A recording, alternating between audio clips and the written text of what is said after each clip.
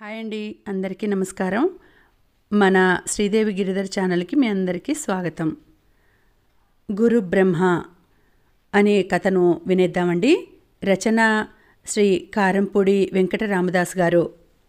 మన వీడియోస్ చూసిన వెంటనే లైక్ చేసి షేర్ చేసి ఛానల్ని తప్పకుండా సబ్స్క్రైబ్ చేసుకోవడం మాత్రం మర్చిపోవద్దండి. ఇక ఆలస్యం చేయకుండా మనం కథలోకి వెళ్ళిపోదాం.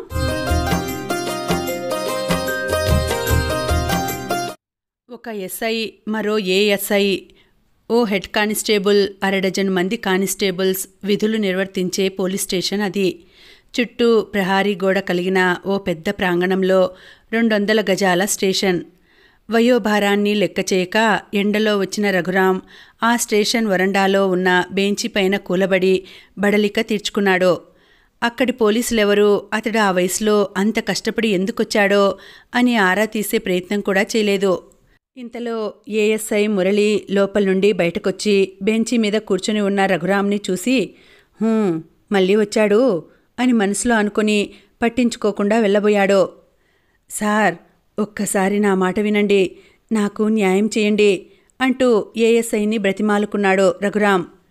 పెద్దాయనా, ఎన్నిసార్లు చెప్పానో ఇక్కడికి రావద్దని, వచ్చినా ఏ ఫలితం ఉండదని, అయినా వస్తూనే ఉన్నావు. నీది వృతాశ్రమ. వెళ్ళిపో. అసలే ఈరోజు కొత్త ఎస్ఐ వస్తున్నారు. బయటికి నడువో. కటువుగా ఉన్నాయి మురళి మాటలు. ఇంతలో లోపల నుండి హెడ్ కానిస్టేబుల్ అక్కడికొచ్చి రఘురాం జబ్బ పట్టుకుని, ఇన్స్పెక్టర్ గారు వెళ్ళిపోమ్మని చెప్పారుగా, అర్థం కాలే? ముందు ఇక్కడి నుండి కదులు. అంతగా ఓపికంటే పోయి అగో ఆ చెట్టు కింద కూర్చో, లేదా ఇంటికి పో. అంతేగాని ఇక్కడ వరండాలో మాత్రం ఉండకు అంటూ రఘురాంని అక్కడి నుండి బయటికి నెట్టేశాడు. సూర్యుని కాంతి చర్రున శిరస్సుని తాకేసరికి తాళలేక లేని ఓపికని తెచ్చుకొని అక్కడున్న వేప చెట్టుకేసి అడుగులేశాడు రఘురాం. ఇంతలో ఓ 2 పోలీస్ వాహనాలు వేగంగా వచ్చి పోలీస్ స్టేషన్ ఆవరణలో ఆగాయి. మడత నలగని కాకి డ్రెస్ ధరించిన ఓ మెరుపు తీగలాంటి అమ్మాయి జీపులోంచి కిందకి దిగింది. అక్కడి పోలీస్ స్టాఫ్ మొత్తం అటెన్షన్లో నిలబడి ఆ కొత్త ఎస్ఐకి సెల్యూట్ చేస్తూ స్వాగతం పలికారు. చిరునవ్వుతో థ్యాంక్స్ చెబుతూ స్టేషన్లోనికి అడుగుపెట్టింది ఆమె. ఈవిడే కొత్త ఎస్ఐ, పేరు గౌరీ, చండశాసనురాలు అంటూ కానిస్టేబుల్స్ తమలో తాము గుసగుసలాడుకున్నారు. ఎస్ఐ వెనకే నడిచిన ఏఎస్ఐ ఆమెకి పోలీస్ స్టేషన్ మొత్తం చూపిస్తూ, ఇది మీ సీటు అంటూ సెపరేట్ రూమ్లో ప్రత్యేకంగా ఉన్న టేబుల్, కుర్చీ చూపించాడు. ఆమె కూర్చోగానే ఏఎస్ఐ స్టాఫ్ని ఒక్కొక్కరిగా అక్కడికి పిలిచి అందర్నీ ఆమెకు పరిచయం చేశాడు. అలాగే స్టాఫ్కి ఈమె గౌరీ, ఎస్ఐగా ప్రమోషన్ మీద మన స్టేషన్కి వచ్చారు అంటూ పరిచయం చేశాడు. పోలీస్ స్టేషన్ మొత్తం నిశితంగా పరిశీలించిందామె. కిల్లి మరకలతో పెచ్చులూడిపోయిన గోడలు, ఊడడానికి సిద్ధంగా ఉన్న పైకప్పు ఫ్యానులు, రంగులూడిన ఊచలతో ఉన్న లాకప్ రూము, ఓ మూల స్టాండ్కి తుప్పుపట్టిన తుపాకీలు దిష్టిబొమ్మల్లా దర్శనమిచ్చాయి. ఆ స్టేషన్ దుస్థితి ఆమెకి అరగంటలోనే అర్థమైపోయింది. చూడండి మురళిగారు, మన అండర్లో ఉన్న పెండింగ్ కేసుల ఫైల్స్ని నా టేబుల్ మీద ఉంచండి. అలాగే ఈ పోలీస్ భవనాన్ని ఆధునీకరించడానికి అవసరమయ్యే ప్రపోజల్ సిద్ధం చేయండి. ఎస్పీ గారితో మాట్లాడి వెంటనే నిధులు మంజూరు చేయించే బాధ్యత నాది. నెల తిరిగేసరికి ఈ స్టేషన్ రూపురేఖలు పూర్తిగా మారిపోవాలి అంది గౌరీ. వచ్చి రావడమే విధులలో తలదూర్చిన ఆమె తీరు చూసి ఈమె సామాన్యురాలు కాదు అనుకున్నారు అక్కడి స్టాఫ్. కాసేపు పిచ్చాపాటి మాట్లాడిన స్టాఫ్ గౌరీ ఆజ్ఞపై వారి వారి సీట్లకు వెళ్ళి ఎవరి పని వారు చూసుకోసాగారు. చెట్టు నీడలో నిలబడి కొత్త ఎస్ఐ కోసం పోలీసులు చేసిన హంగామా అంతా గమనించిన రఘురాం వారంతా లోపలికి వెళ్ళిపోవడంతో మళ్లీ స్టేషన్ కేసి కదిలి అక్కడున్న బెంచీ పైన చతికిలబడ్డాడు. కొత్త ఎస్ఐని కలిసే అవకాశం కోసం ఆశతో ఎదురుచూశాడు. సుదీర్ఘంగా ఫైల్లో లీనమైన గౌరీ ఓ కేస్ డీటెయిల్స్ని గంటలో స్టడీ చేసి రూమ్ నుండి బయటకొస్తూ, చూడండి మురళిగారు, నేను మన హెడ్ కానిస్టేబుల్ సైదుల్ని తీసుకుని ఒక అర్జెంట్ కేసు విషయమై బయటకెళ్తున్నా. ఏదైనా అవసరమైతే నా మొబైల్కి కాల్ చేయండి అంటూ హెడ్ కానిస్టేబుల్ని వెంటబెట్టుకొని బయటకి నడిచింది. సైదులు ముందు నడవగా గౌరీ ఫైల్ చేతిలో పట్టుకుని వరండా మీదుగా వడివడిగా నడుస్తూ తన వాహనం వైపు కదిలింది. కొత్త ఇన్స్పెక్టర్ బయటికి రావడం చూసిన రఘురాం అదే అదనుగా తన పక్క నుండి వెళ్తున్న గౌరీని ఉద్దేశించి, మేడం అమ్మా అంటూ శక్తి కొద్దీ గట్టిగా పిలిచే ప్రయత్నం చేశాడు. కానీ నీరసం చేత ఆ మాటలు అతడి నోటి నుండి బలంగా బయటపడలేదు. ఎవరో తనని పిలిచినట్టు అనిపించి ఒక్కసారి ఆగి వెనుతిరిగి చూసింది గౌరీ. బెంచ్ మీద పెద్ద ఆయన తనకేసే చూస్తున్నాడు. అప్పుడు నిశితంగా గమనించింది ఆయనని. ఏదో అనుమానంతో వెనుతిరిగి ఆ పెద్దాయన కేసి పడ్డాయి గౌరీ అడుగులు. ఇది గమనించిన హెడ్ కానిస్టేబుల్, మేడం ఆయన మాటలు పట్టించుకోకండి, మనం వెళ్దాం పదండి అని, ఓ పెద్దాయనా ఇక్కడికి రావద్దని నీకు చెప్పానా అంటూ రఘురాం కేసి ఉరుముతూ చూశాడు. ఆగు సైదులు అంటూ హెడ్ కానిస్టేబుల్ని వారించింది గౌరీ. రఘురాంని సమీపించి ఎగాదిగా అతడి కేసు చూసింది. క్రమేపీ ఆమె మొహంలో ఆనందాశ్చర్యాలు తొణికిసలాడాయి. సార్ మీరు రఘురాం మాస్టర్ కదా? చాలా ఆనందంగా అంది గౌరీ. ఈ మాటలకి అయోమయంలో పడ్డాడు రఘురాం. తనని పేరు పెట్టి పిలిచే ఈ అధికారిని ఎవరు చెప్పమా అనుకుంటూ కళ్ళు విప్పార్చి మరీ ఆమెని గుర్తుపట్టేందుకు ప్రయత్నించాడు. నేను మాస్టారు గౌరిని, మీ స్టూడెంట్ గౌరిని. రాజమండ్రిలో ఉన్నప్పుడు మీ దగ్గర చదువుకున్నాను. మీ ఇంటికి వచ్చి ట్యూషన్ కూడా చెప్పించుకునేదాన్ని, గుర్తుపట్టారా అంటూ ఎగ్జైట్మెంట్తో తనని పరిచయం చేసుకుంది గౌరీ. 2 నిమిషాలు గౌరిని దీర్ఘంగా కింద నుండి పైకి పరిశీలించాడు రఘురాం. ఆమెని గుర్తుపట్టడానికి ప్రయత్నించాడు. కాసేపటికి గౌరీ, అదే మిద్దే గౌరీవి కదా అంటూ ఇంటి పేరుతో సహా ఆమెని గుర్తుపట్టాడు. మిద్దే గౌరీనే మాస్టారు. ఇన్ని సంవత్సరాలు గడిచినా నన్ను గుర్తుపట్టగలిగినందుకు చాలా సంతోషంగా ఉంది మాస్టారు అంటూ వంగి రఘురాం పాదాలకి నమస్కరించింది గౌరీ. గౌరీ చర్యకి కంగారు పడుతూ, లేలే తల్లి అంటూ ఆమెని భుజాలు పట్టుకుని పైకి లేపాడు. మాస్టారు మీరు ఇలా పోలీస్ స్టేషన్కి రావడం ఏంటి? తన సందేహాన్ని వ్యక్తపరిచింది గౌరీ. అది అంటూ సైదులు కేసి సందేహిస్తూ చూశాడు రఘురాం. ఇది గమనించిన గౌరీ, సైదులు నువ్వు నాతో రానవసరం లేదు, డ్రైవర్ కూడా అవసరం లేదు, నేనే వెళ్తా, నువ్వు ఇక్కడే వేరే పని చూసుకో అని చెప్పి, మాస్టారు మీరు నాతో రండి, మనం వెళ్తూ మాట్లాడుకుందాం అంది. రఘురాం ఆమెని అనుసరించాడు. గౌరీ స్వయంగా డ్రైవ్ చేసుకుంటూ జీపును తిన్నగా ఓ పెద్ద హోటల్ ముందు ఆపింది. లేడీ ఇన్స్పెక్టర్ తమ హోటల్కి రావడం చూసి కాస్త కంగారు పడ్డాడు. అక్కడి మేనేజర్ స్వయంగా వచ్చి వారికి ఏం కావాలో అడిగాడు. మంచి స్ట్రాంగ్ కాఫీ 2 పంపు అంది గౌరీ. నిమిషాలలో పొగలు కక్కుతున్న 2 కాఫీలు వారి టేబుల్ పైకి చేరాయి. రఘురాం కాఫీ అందుకొని ఊదుకుంటూ కొంచెం కొంచెం సిప్ చేశాడు. కాఫీ గొంతులో పడేసరికి అతడి మొహంలో కొంత రిలీఫ్ కనపడింది. మాస్టారు ఇప్పుడు చెప్పండి, పోలీస్ స్టేషన్తో మీకేం పని అడిగింది గౌరీ. అది మా అమ్మాయి సంధ్య నీకు గుర్తుండే ఉంటుంది కదా, ఆమె విషయం మాట్లాడదామని వచ్చాను. సంధ్య గుర్తుకు లేకపోవడం ఏమిటి మాస్టారు? నేను సంధ్య ఒకే ఈడు వాళ్ళం. నాకంటే సంధ్య 1 సంవత్సరం పెద్దనుకుంటా. అక్క అని పిలిచేదాన్ని. అందరూ మేమిద్దరం అక్కా చెల్లెలలా ఉంటామని అనేవారు. మా ఇద్దరికీ చాలా పోలికలున్నాయని మీరే స్వయంగా అనేవారు. సంధ్యకి ఏమైంది? బాగుంది కదా ఆతృతగా అంది గౌరీ. అది సంధ్యకి 2 ఏళ్ల క్రితమే పెళ్లి చేసి పంపాను. కొన్నాళ్ళు వాళ్ల కాపురం బాగానే సాగింది. కానీ గత కొన్నాళ్లుగా అటు అత్తింటివారు ఇటు భర్త సంధ్యని ఏదో వంకతో వేధిస్తున్నారు. ఈ విషయం ఫోన్లో నాతో చెప్పుకుని బాధపడేది. వారి కాపురం సజావుగా సాగడానికి నేను చేయవలసిన ప్రయత్నం అంతా చేశాను. అయినా ఫలితం లేదు. ఒకే ఊరిలో ఉంటున్నా ఏడాదిగా ఒక్కరోజు కూడా వాళ్ళు సంధ్యని పుట్టింటికి పంపిన పాపాన పోలేదు. మేం వెళ్ళి కలుద్దామన్నా కలవనివ్వడం లేదు. అప్పుడప్పుడు ఫోన్లో మాట్లాడడమే తప్ప కూతుర్ని కల్లారా చూసుకునే భాగ్యం లేకపోయింది. ఈ మధ్య ఫోన్ కూడా రావడం లేదు. విసిగి ఇక పోలీసుల్ని ఆశ్రయించక తప్పలేదు. కానీ మీ వాళ్ళు కంప్లైంట్ తీసుకోవడం లేదు. అందుకే పోలీస్ స్టేషన్ చుట్టూ తిరుగుతున్నాను. గౌరికి విషయం అర్థమై చాలా బాధపడింది. సంధ్యని అత్తింటివారు వేధిస్తున్నారా? పాపం. అయినా తమ పోలీసులు కంప్లైంట్ ఎందుకు తీసుకోవడం లేదు? సంధ్య అత్తింటివారు పరపతి గలవారా? చట్టాన్ని మేనేజ్ చేస్తున్నారా? అదే నిజమైతే తానుండగా అలా జరగనివ్వదు. ఈ కేసుని పరిష్కరించి సంధ్యకి న్యాయం చేసి రఘురాం మాస్టార్కి మనశ్శాంతి కలిగించాలని దృఢంగా నిశ్చయించుకుంది గౌరీ. మాస్టారు, ఇప్పుడు నేనే ఈ ఊరి పోలీస్ స్టేషన్కి హెడ్. అక్క కేసు నేను చూసుకుంటా. 2-3 రోజుల్లో మీకు న్యాయం జరిగేట్టు చూస్తాను. సంధ్య అడ్రస్ వివరాలు ఇవ్వండి. అలాగే మీ మొబైల్ నెంబర్ కూడా ఇవ్వండి అంది గౌరీ.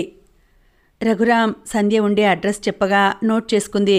అలాగే అతడు చెప్పిన మొబైల్ నెంబర్ను తన ఫోన్లో గురుబ్రహ్మ అంటూ సేవ్ చేసుకుంది.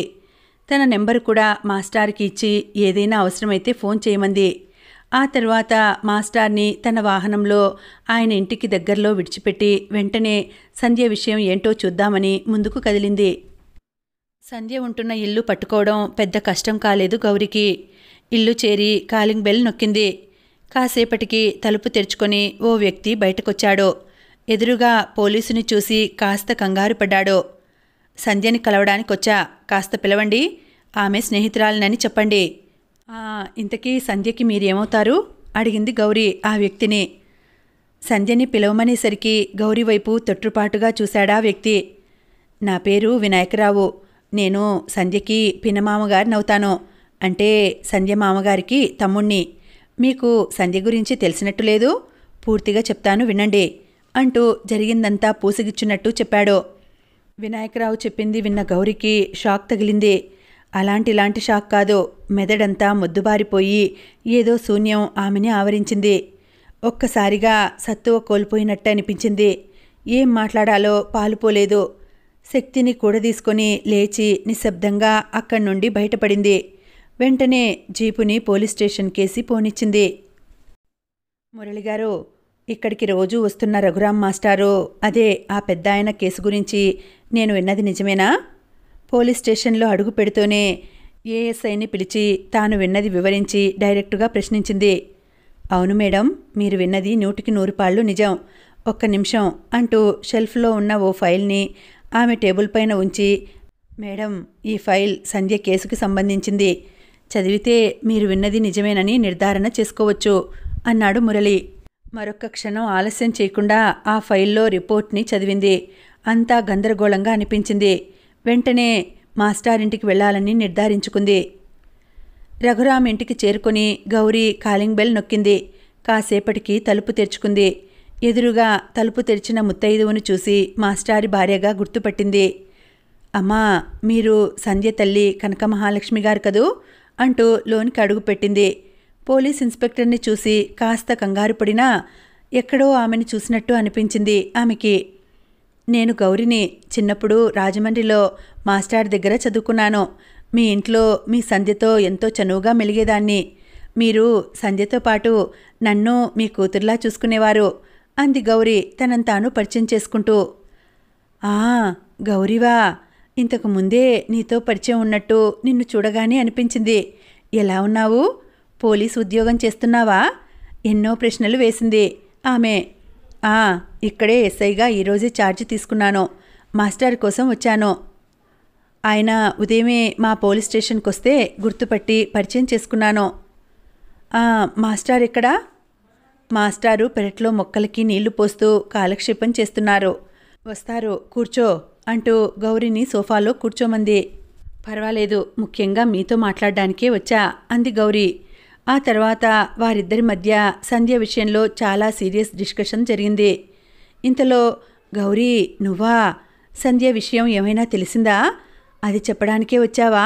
ఆతృతగా అన్నాడు అప్పుడే అక్కడికొచ్చిన రఘురాం. ఆ పని మీదే ఉన్నాను మాస్టారు. మిమ్మల్ని కలిశాగా, అమ్మని కూడా చూడాలనిపించి ఇలా వచ్చా సమాధానమిచ్చింది గౌరీ. ముగ్గురు కాసేపు కబుర్లతో కాలక్షేపం చేశారు. తన రాక మాస్టారిలో ఎంతో ప్రశాంతతని తెచ్చినట్టు గమనించింది గౌరీ. మర్నాడు పోలీస్ స్టేషన్కి రాగానే గౌరీ ముందుగా గమనించింది వరండాలో బెంచ్ మీద మాస్టారు కూర్చుని తన కోసం ఎదురుచూడటం.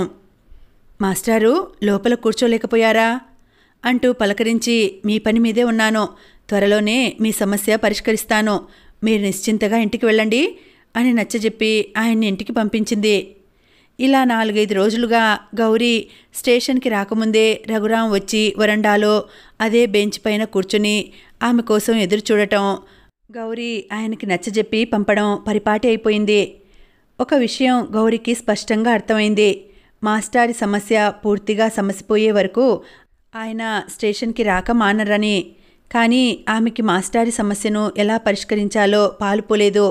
ఇక లాభం లేదనుకుని బాగా ఆలోచించి ఒక స్థిర నిర్ణయానికి వచ్చింది. ఆ రోజు ఆదివారం. లయబద్ధమైన సంగీతంతో కాలింగ్ బెల్ మోగేసరికి రఘురాం వెళ్ళి తలుపు తీశాడు. ఎదురుగా నుంచున్న వ్యక్తిని చూసి ఒక్కసారిగా సంభ్రమాశ్చర్యాలకి లోనైనాడు రఘురాం. ఎదురుగా సంధ్య. నుదుట ఎర్రని గుండ్రని బొట్టు, కళ్ళకి కాటుక, చేతి నిండా మట్టిగాజులు, కాలికి మెట్టెలు, జడలో పూలతో పట్టుచీర ధరించి మహాలక్ష్మిలా కలకల్లాడిపోతూ ఎదురుగా నిల్చున్న కూతుర్ని చూడడానికి అతడికి 2 కళ్ళు చాలలేదు. అమ్మా సంధ్య, నువ్వా తల్లి? ఎన్నాళ్ళకి వచ్చావు? రామ్మా రా అంటూ హడావిడి చేశాడు రఘురాం. తిరిగి కనకం ఇలా రా, ఎవరొచ్చారో చూడు అంటూ వంటింటికేసి కేకేశాడు. కనక మహాలక్ష్మి బయటకొస్తూ సంధ్యని చూసి ఆశ్చర్యపోయింది. అమ్మా సంధ్య, నువ్వా? ఇన్నాళ్ళకి ఈ అమ్మ గుర్తుకొచ్చిందా అంటూ ఆమెను గుండెలకు హత్తుకుంది. ఇద్దరూ సంధ్యని లోనికి తోడుకుని వచ్చారు. కనక మహాలక్ష్మి వేడివేడి ఫిల్టర్ కాఫీ తీసుకువచ్చి కూతురికిచ్చింది. సంధ్యకి చెరోవైపు కూర్చుని ముగ్గురు ముచ్చట్లలో పడ్డారు. గలగలా నవ్వుతూ ఉత్సాహంగా కబుర్లు చెబుతున్న కూతుర్ని చూసి అత్తింటి వారి వేధింపుల గురించి అడిగి చక్కటి వాతావరణాన్ని పాడు చేయదలుచుకోలేదు రఘురాం. సంధ్యతో మాట్లాడుతూ చిన్నపిల్లాడైపోయాడు. తమ మధ్య జరిగిన ఎన్నో మధుర జ్ఞాపకాలని నెమరు వేసుకున్నాడు. కనక మహాలక్ష్మి కూతురు వచ్చిన సందర్భంగా రకరకాల వంటలు చేయడానికి ఉపక్రమించింది. తల్లికి సహాయంగా వంటగదిలోకి వెళ్ళింది సంధ్య. వారికి దగ్గరలోనే కుర్చీ వేసుకుని కూర్చొని వారి ముచ్చట్లని ఆనందంగా వింటూ మధ్య మధ్యలో మాట కలుపుతున్నాడు రఘురాం. చాలా రోజుల తర్వాత తృప్తిగా భోజనం ముగించిన రఘురాం భార్య అందించిన తాంబూలం వేసుకుని వాళ్ళు కుర్చీలో సేద తీరాడు. ఇంతలో సంధ్య అక్కడికి వచ్చింది. సంధ్య, సాయంత్రమే వెళ్ళిపోవాలా? ఓ 2 రోజులు ఉండకూడదు అన్నాడు. లేదు నాన్న, మా వాళ్ళకి వచ్చేస్తానని మాటిచ్చాను. మళ్ళీ నేను మిమ్మల్ని చూడటానికి రావాలంటే నా మాట నిలబెట్టుకోవాలి సమాధానమిచ్చింది సంధ్య. పక్కనే కూర్చుని తండ్రికి ఎన్నో కబుర్లు చెప్పింది. సాయంత్రం నాన్న, నేను బయలుదేరుతున్నాను. క్యాబ్ బుక్ చేశాను. మరి కొద్దిసేపట్లో వస్తుంది అంది సంధ్య. ఇంతలో కనక మహాలక్ష్మి ఓ పళ్ళెంలో పట్టుచీర, రవిక, పసుపు కుంకుమలతో పాటు తాంబూలం తీసుకువచ్చి సంధ్యకి ఇచ్చింది. అవి తీసుకుంటూ తల్లిదండ్రుల పాదాలకి నమస్కరించింది సంధ్య. మనస్ఫూర్తిగా వాళ్ళు కూతుర్ని దీవించారు. క్యాబ్ రావడంతో సంధ్య తిరుగు ప్రయాణమైంది. క్యాబ్ బ్యాక్ డోర్ తీసి సర్దుకొని కూర్చుని లోపల నుండి తల్లిదండ్రులకేసి చెయ్యి ఊపింది. మెల్లగా కారు ముందుకి కదిలింది.